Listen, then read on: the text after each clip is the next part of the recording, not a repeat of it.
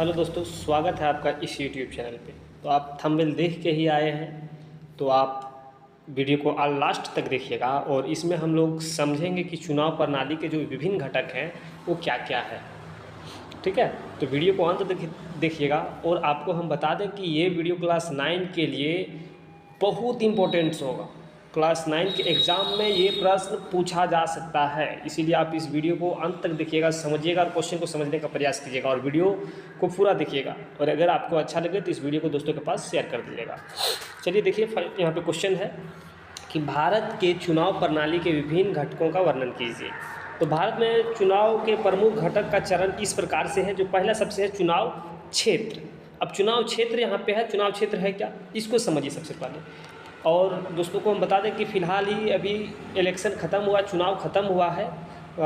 मुखिया का चुनाव, जिला पार्षद का चुनाव वगैरह वगैरह चुनाव तो अभी हम झारखंड में ख़त्म हुआ है। ठीक है, तो देखिए यहाँ पे समझिए सबसे पहले इसको कि चुनाव का जो क्षेत्र है उसको समझिए। चुनाव के उद्देश्य से देश एवं राज्य को अनेक चुनाव क्षेत्र में बांटा गया है। देखिए देश में भी और राज्य में भी अलग अलग चुनाव क्षेत्र में बांटा गया है।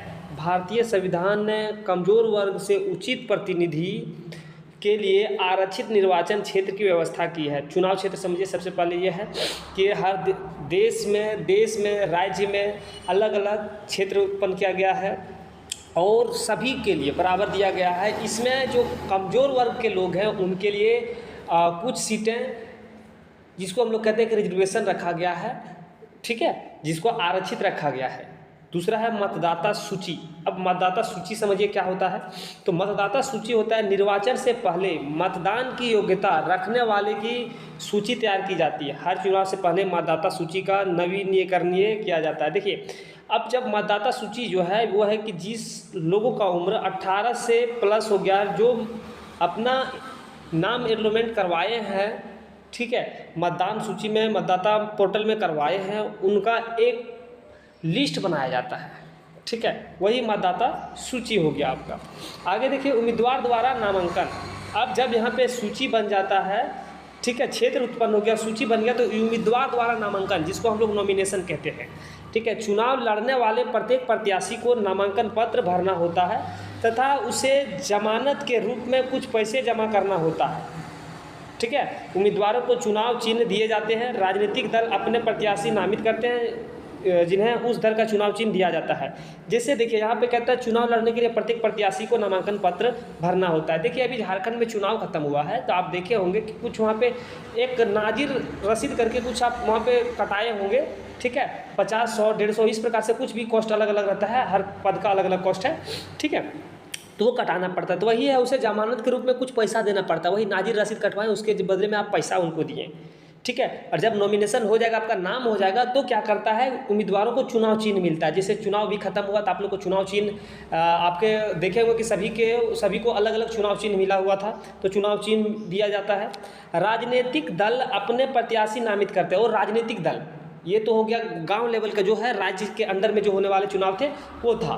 लेकिन राजनीतिक दल का अपना अलग अलग चुनाव चिन्ह होता है, उसको चुनाव चिन्ह वहाँ से खुद मिल जाता है। ठीक है, चौथा समझिए चुनावी अभियान। ये बहुत इंपॉर्टेंट समझना है। प्रत्याशी का अंतिम सूची की घोषणा से मतदान की तिथि के बीच लगभग 2 सप्ताह का समय दलों और उम्मीदवारों को चुनाव अभियान के लिए दिया जाता है। दोनों के लिए। देखिए, आप यहाँ पे समझिए चुनावी अभियान क्या है। चुनावी अभियान है कि जब नॉमिनेशन कर लेते हैं, आपका चुनाव चिन्ह आ जाता है, तो 2 सप्ताह का समय दिया जाता है आप लोगों को। 2 सप्ताह में आप लोगों के बीच में प्रचार कीजिए, बताइए कि मेरा चुनाव चिन्ह ये है वगैरह वगैरह। ठीक है, और दोनों राजनीतिक दल को भी, और यहाँ पे जो यहाँ पे होता है, जैसे में अभी चुनाव खत्म हुआ मुखिया का चुनाव, उसको भी दिया जाता है। ठीक है, इस दौरान प्रत्याशी अपने मतदाताओं से संपर्क करता है, चुनावी सभाओं को संबोधित करता था, विभिन्न तरीके से प्रचार करता है। ठीक है, लास्ट समझिए मतदान क्या होता है। तो मतदान समझिए, मतदान कहते हैं मतदान के दिन मतदाता अपना वोट देते हैं। जिन लोगों को मतदान का अधिकार है वो निकटतम मतदान केंद्र पर जाकर मतदान करते हैं। जो लोगों का मतदाता सूची में नाम है, ठीक है, मतदाता सूची में नाम है, तो अपने फेवरेट प्रत्याशी को जाकर वो अपना वोट डालेंगे। ठीक है, मतदान करेंगे। ये 2 प्रकार से हो सकते हैं। ईवीएम मशीनों को सील कर दिया जाता है या फिर बैलेट पेपर पे आपका मतदान होता है। जिस समय अभी आप चुनाव खत्म हुआ होगा तो जो मुखिया उखिया का चुनाव था वो बैलेट पेपर पे था। लेकिन अगर आपका जो आप देखते हैं राजनीतिक का चुनाव जो होता है, राजनीतिक दल जैसे में सपोज मानिए कि मुख्यमंत्री का चुनाव, प्रधानमंत्री का चुनाव, ये सब का चुनाव किया जाता है तो इसके लिए ईवीएम मशीन लगाया जाता है, ठीक है। तो उसको सील कर दिया जाता है। जब मतदान खत्म हुआ तो उसको सील करके एक जगह पे रख दिया जाता है। लास्ट जो है ये बहुत है, देखिए मतगणना एवं विजय प्रत्याशी की घोषणा। विजय प्रत्याशी कौन जीता कौन हारा कैसे होता है, जब उसकी गिनती की जाती है तो वही मतगणना है। मतगणना के लिए पूर्व निर्धारित तिथि को मतों की गणना की जाती है तथा सर्वाधिक मत पाने वाले प्रत्याशी को निर्वाचित घोषित कर दिया जाता है। मतगणना तो आप समझ ही गए होंगे और उम्मीद है कि ये जो है अभी जो चुनाव खत्म हुआ, जिन लोगों को नहीं समझ में आया ये उनके लिए बहुत परफेक्ट वीडियो होगा।